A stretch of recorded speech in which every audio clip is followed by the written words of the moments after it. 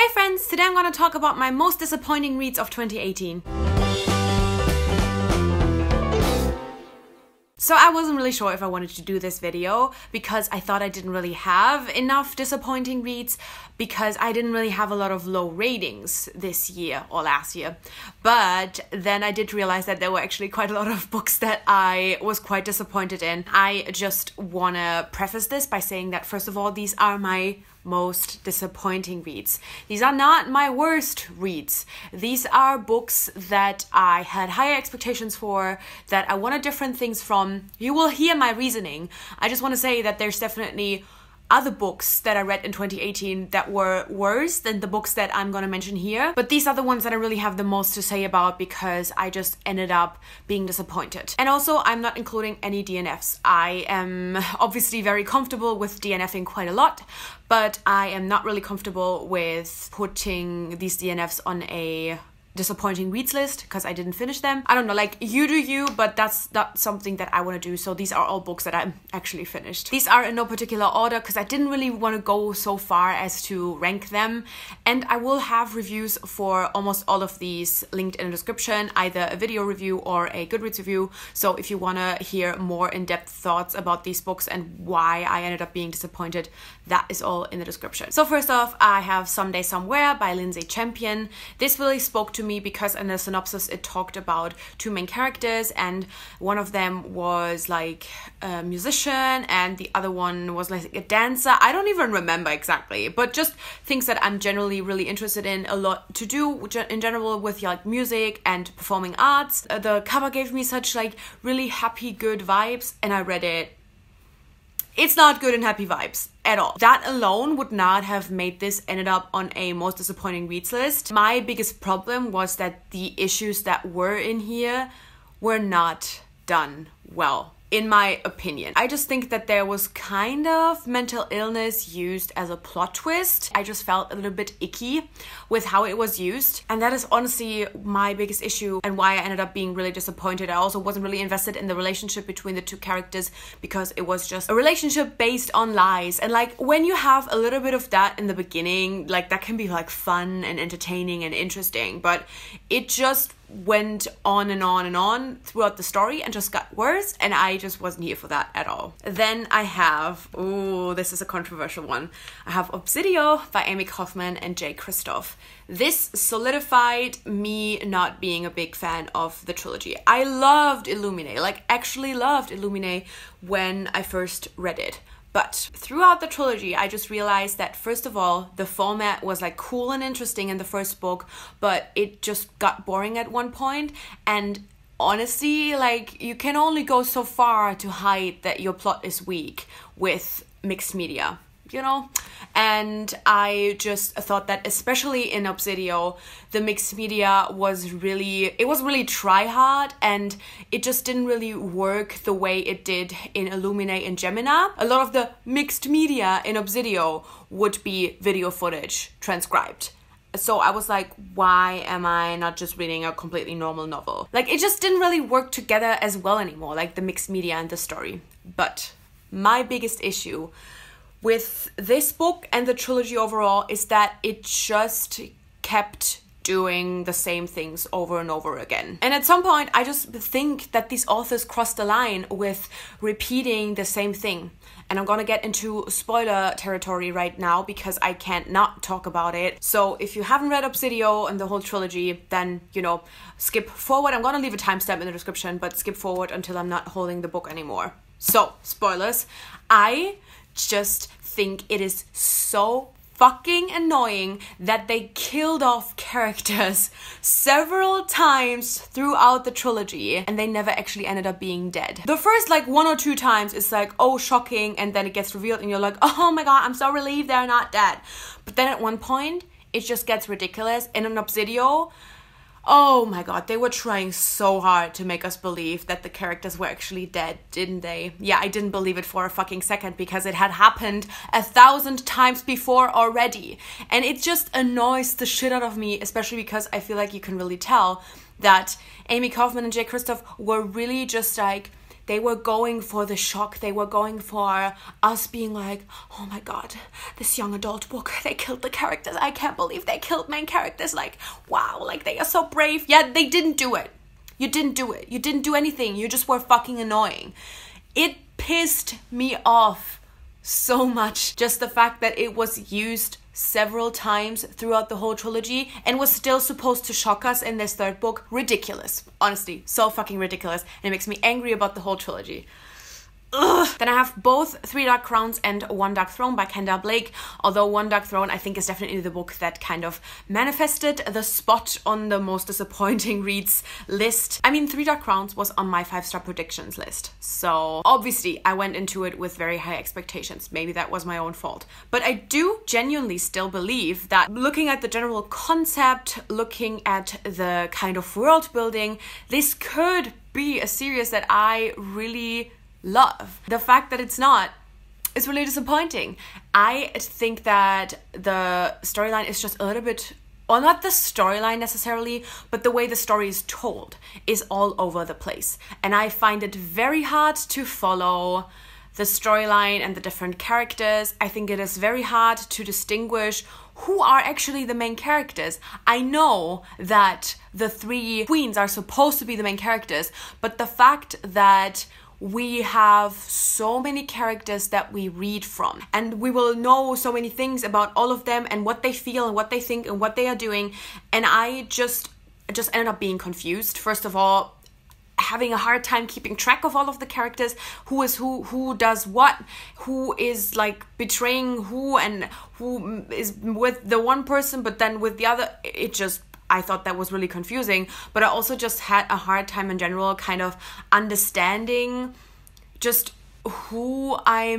not even who I'm supposed to root for, but just who I'm supposed to really follow, who I'm supposed to really be with during the story. I wasn't really able to have a favorite queen as a lot of people, because I just felt like we didn't even get that much of the queens. We got so much more of all of the other people involved around their life. I just thought it was a mess and all over the place. There's just too many characters, and really already in the first book I kind of thought, how is this gonna get dragged out to 4 books?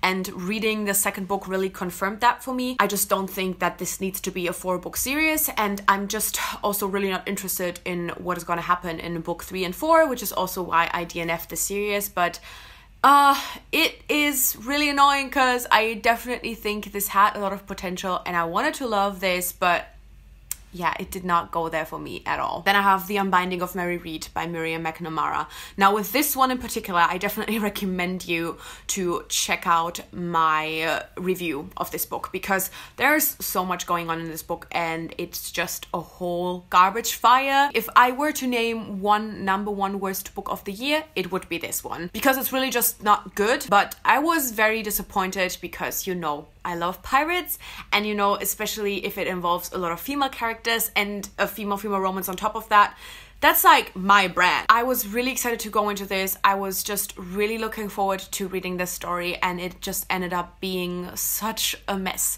First of all, I just really don't think that the relationship between the 2 main characters was built up very well.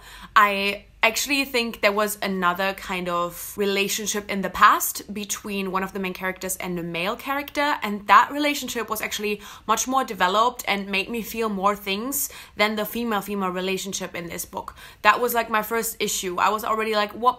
That's not supposed to happen. Like, I get just having a little bit of flashbacks, but the fact that I thought that relationship was more believable than the main relationship in the book, not so great. There was not a lot of piratey stuff going on. I said this before, I don't mind if the book is not very action filled. I don't need stabbing and sword fighting and stuff like that. I don't really care about that. I love the setting of a pirate book. I love being on ships, or even being like on pirate islands and just being in taverns, stuff like that, being surrounded by pirates. Yeah, the book was none of that. It wasn't very action-filled, but it also didn't really have a lot of the piratey setting. But then also, on top of all of that, this was just filled to the brim with transphobia, homophobia, sexism, misogyny. It was actually like painful to read in a lot of parts. I am definitely someone who supports a little bit of these things being in a book for historical accuracy. I can manage that and I'm fine with that. But marketing a book as a female-female romance and then having so much homophobia in it, it's just awful. And it really, really was not a pleasant reading experience. I definitely wish I had DNF'd it because I would have spared myself a lot of pain. And there are a lot of scenes in there that I very vividly remember. And I can't really speak on the issue of like gender. I can't really say if I think that, you know, Mary's kind of issues with gender, if that was represented well. I can't speak on that, but I can say that there was, for example, one scene where Mary, who, you know, dresses up like a guy a lot of the times, she gets like assaulted and like touched between the legs, and like, you know, her clothes get taken off because the men want to see, is she actually a girl, shit like that, which made me feel very uncomfortable as a woman. But also, if I think about this in regards to like trans people, it also didn't really give me a good feeling. There were just a lot of things in there like that just made me feel very not great, and it just wasn't a great experience at all, and I really wouldn't recommend it. And then I have another one that's pretty controversial, and that's Leah on the Offbeat by Becky Albertalli. This is definitely another one that is on the list because I went into this with like super high expectations, but I did love both Simon versus the Homo Sapiens Agenda and The Upside of Unrequited, and I also already loved Leah as a character. So there was really, for me, not a lot of things that I thought could go wrong with this novel. Yeah. I definitely still like Leah a lot. I definitely still really enjoy her as a character. I still find her relatable in a lot of ways. But I think my biggest issue with this novel was that I was not invested in the romantic relationship in this book at all. Like, at all. I just don't really think that this romance was developed very well. And I would go so far, oh my god, people are gonna hate me for saying this, but I would go so far as to say that I think a lot of people really enjoyed this romantic relationship because they were already shipping the two characters before Leah on the Offbeat. And so they just had very different expectations. They had very different feelings about these two characters already. And I just wasn't there at all. I was not expecting this. You know, I wasn't like against it or something like that. Not at all. I just didn't really see it. I just went into this on like a 0 level, whereas I feel like a lot of people went into this already on like a 50% level. And I definitely think, not for everyone, I'm not calling you all out, calm down, it's fine, you're fine. I'm just saying that I think that is definitely why for a lot of people this relationship really worked and it just didn't for me. I just really thought there was not a lot of chemistry, not a lot of development. I just wasn't really a fan, and I definitely think that that was my biggest issue and took away a lot of my enjoyment. Then I have A Nice Try Jane Sinner by Leanne Olke. Now, this is another one where I'm like kind of having a hard time talking about it because books about mental illness in particular are so subjective, and I definitely realized this with that book as well. But I think the problem with this one was that a lot of the thoughts and feelings that Jane has, particularly in relation to her mental illness, were really hard to read and triggering. And if you find the humor in this book funny, then probably that's not as much of an issue because you will have things to laugh about.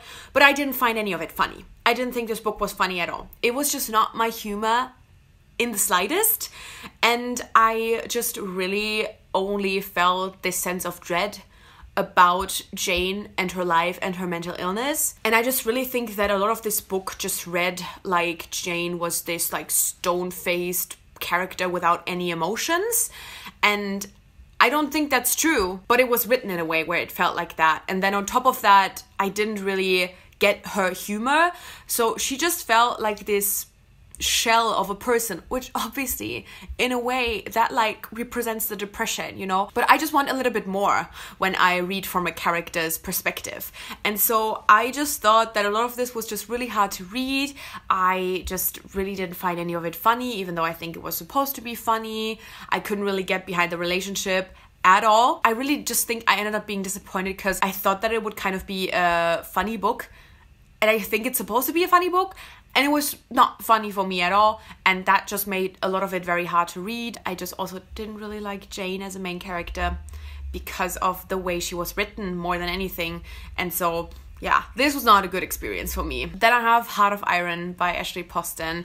I've said this already in my series that I DNF'd. This is one that definitely breaks my heart because I love Gekarella by Ashley Poston, and I love Ashley Poston on Twitter. She just seems like such a great, genuinely nice person. But Heart of Iron was not for me, and I definitely gotta say that I would have DNF'd this 100%, but the characters are what saved it. I definitely really enjoyed the characters, but I just think that one of the biggest issues that this novel had is that when you sell your book as a retelling of something, then you cannot handle the twists and revelations that are connected to the original story, like something mind-blowing. Like, you just can't write a story where it is so obvious who the villain is from knowing the original story and also from a lot of the subtext, and then treat that reveal like it's this huge mind-blowing thing that all of the readers have to be really, really excited about and just, I did not see that coming. Like, that's just not how it works. That's just not how it works at all. And so I couldn't believe it. I couldn't believe it because everything during this novel, like all of the signs already pointed to all of these reveals, on top of it being, you know, based on another story. I was just like, this is a retelling of a story. I just didn't really get it. I just felt very like obviously you will still have these like twists and reveals in there, but just if you treat it like a big deal, I just feel a little bit odd about it. On top of that, I didn't really think that it was very engaging. I thought it was pretty boring. I didn't really love the world building, all these kinds of things. The ending was quite interesting, but it definitely just wasn't enough for me to want to continue the series. The storyline, where was the original unique storyline in there? I needed more of that, and I didn't get it. And finally, I thought long and hard if I wanted to talk about this, but I'm just gonna do it. One of my most disappointing reads of the year was Vengeful. Now, I think my biggest issue as to why I don't really want to talk about it is just that I feel like I still haven't really gathered my thoughts, even though it's been like, 4 months? But I read this all basically in one day, and I just went through it so quickly that I think I'm having a hard time really dissecting what I didn't like about it. And when I finished it, I was so like, it was just so much that I wasn't really able to like sort my feelings. I even gave this 5 stars in the beginning. Then I reduced my rating to 4 stars. And now I definitely also feel like it's not really a 4-star rating, but I just currently cannot bring myself to lower it to 3 stars. One of my issues was definitely that I thought the ending was too open-ended. I think you can have some characters' storylines open-ended, but if every character's storyline is open-ended, I think it's just a little bit too much. I also think a lot of people were like really excited by like the final battle and like the ending and stuff like that. I felt like there were some anticlimactic things in there. I don't really want to go into spoilery details today, but there was just something in the ending where I was just like, that's it. That's it. I do have some thoughts about the female characters as well, but I just haven't, I don't want to, I will talk about this someday when I have reread the book, but I just know that something about Marcella in particular really bothered me. I'm not trying to like get out of the situation right now by being like, I'm not going to talk about it. I just literally don't know how to describe it, and I need to reread it slowly before I can actually really talk about this. But I think for me, a lot of it was that there was some good potential in there that I didn't really think was used very well. And I think my biggest disappointment was also at the same time my favorite thing, and that was June. I know Victoria Schwab has said explicitly that she didn't want to go into more of June's backstory because it was obviously something that was like super traumatic, and she just didn't really want to write about that explicitly, which makes a lot of sense and is fair. But I just think that as a character in general, June was not, I can't believe I'm saying this about a Victoria Schwab book, but I just think that June as a character was not fleshed out enough. And the same goes for Marcella. This this hurts me. This hurts me physically to say this. But I loved June so much. I really, really loved her. But I just didn't get enough. And in this kind of book, there should have been enough. And there wasn't. And the fact that we might never see June again, because I do feel like, you know, I would guess that probably the third book also focuses on like the Victor Eli storyline again and then brings in other characters. I don't think that it will have anything to do anymore with June and Marcella. Just knowing that, it makes me a little bit angry, if I'm honest, because I really love June and I just didn't get enough. But I guess we can only, you know, see once the third book is actually out. Maybe if June gets some more stuff in that third book, then I would feel a little bit different about that. I just know that this book, as it is, I was disappointed, and I'm sure I'm going to do another Victoria Schwab ranking video at some point in my life, but at the moment I can say that this is somewhere on a level with Our Dark Duet. And I really wasn't a big fan of Our Dark Duet either, so I feel so bad about this. I feel so bad about this, but at the same time I really wanted to talk about it because the more time passes, the more I realize that I just really, really don't feel that great about this book, and I wanted to share that with you, even though I know a lot of you will also disagree, but I also know that there's a lot that will agree. I just have a lot of feelings about this book because obviously I want to love it. I want to love it so bad, but I just didn't. Okay, I'm gonna stop. But yeah, just didn't really love that. So yeah, these were, I need to take a breather. These were my most disappointing reads of 2018. Now I want to know your thoughts, your opinions. As always, feel free to disagree, but be respectful. And I would love to have a discussion. I would love for you also to let me know if you agree with any of these. And yeah, I make new videos every Wednesday and Sunday with occasional reviews on Friday. So click subscribe to never miss anything and hit the little bell so you get notified as well. And thank you so much for watching. I guess I'll see you soon. Bye!